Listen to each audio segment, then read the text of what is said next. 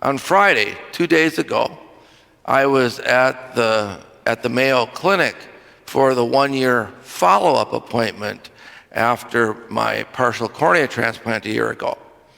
And what a difference. A year ago, I could not read, I could not drive. When I came to Mass, I could sit right in front and still not read the screen. When I looked at the candles, I saw between 7 and 9 flames on each candle. And now in my right eye, I have 20/20 vision with the help of a donor's cornea and a contact lens and glasses, but I can see. I can see out of my right eye. My left eye, not so much. We'll deal with that, but I can see now. What an amazing gift. And many of you have prayed for me, and many of you have prayed to St. Lucy, our patron of vision, and I can't thank you enough. I can't tell you how much that has meant to me on this journey.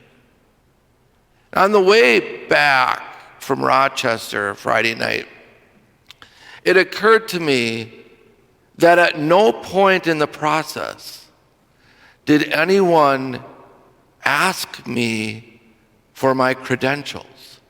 No one asked me if I qualified. No one on the team at Mayo, no one from the donor's family, no one asked me if I was appropriate as a recipient. They didn't ask me if I was Christian or Jewish or Islam or Buddhist. They didn't ask any of that. They didn't ask if I was an American citizen or not. They didn't ask if I was leaning left or leaning right. They didn't ask about any of that. No one ever brought any of that up. All that mattered is that I was a human person in need, and they could help. What an amazing gift. What an amazing statement about the power and possibility of humanity when we strip all of those labels away and we just get down to loving each other. We unfortunately seem to be living in a time when we are allowing the macro level to define the personal level. We label ourselves and we label each other by religious or national or political or gender orientations. We label each other by this stuff up here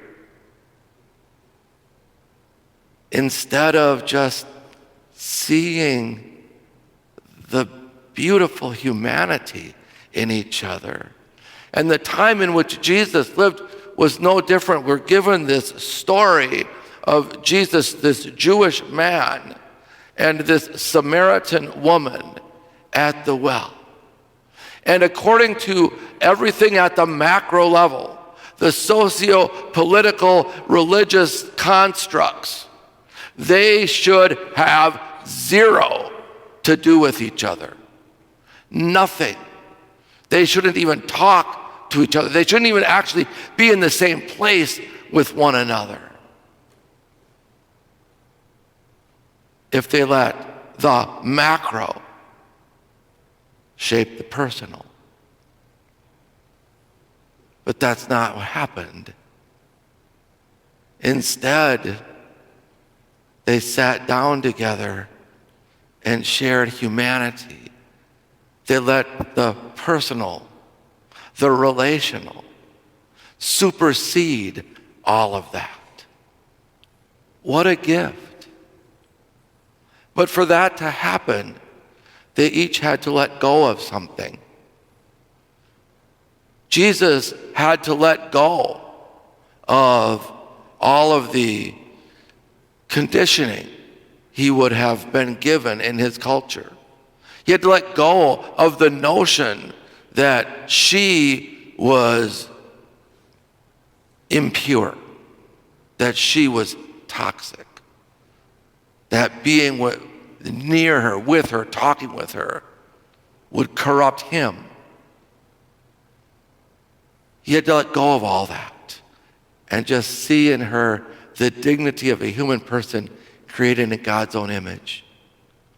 And she had to let go of her anxiety and her fear.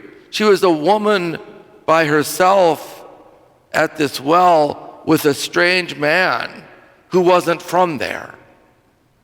She had to let go of fear of the other. She had to let go of the conditioning she had received to stay away from the Jews. They both had to let go of all the labels and just be present with one another. This is where we find hope. This is where we find joy. This is where we find Christ. In our world today, there's so much we need to let go of. We need to let go of our anxieties, our fear of one another. We need to let go of our labels, our ideologies. In our gospel, Jesus tells the woman, there will be a time, and that time is now. That time is right now, when it doesn't matter if you worship on the mountain or in Israel. It doesn't matter if you're the mountain people or the city people. None of that matters. There will come a time, and that time is right now, where all that matters is that we encounter God in spirit and truth. That's what unifies. Let go of the mountain label. Let go of the city label. Let go of all of these distinctions and just come together and encounter God in spirit and in truth. And that truth, of course, is Christ himself, who told us,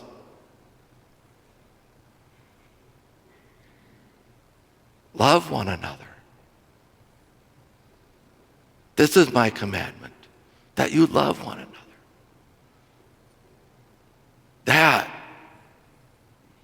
That is what it means to be a disciple. It's why I'm a disciple. This is what unconditional love looks like. To erase all of the nonsense, all that stuff that is put in place to separate and divide us.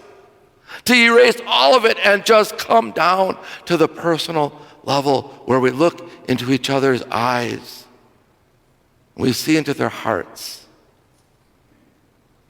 And we recognize them as human persons created in the image and likeness of God. And may that life-giving, unconditional love of God rain down upon you. May that life-giving, unconditional love of God stir the heart within you. May that life-giving, unconditional love of God flow into this world through you.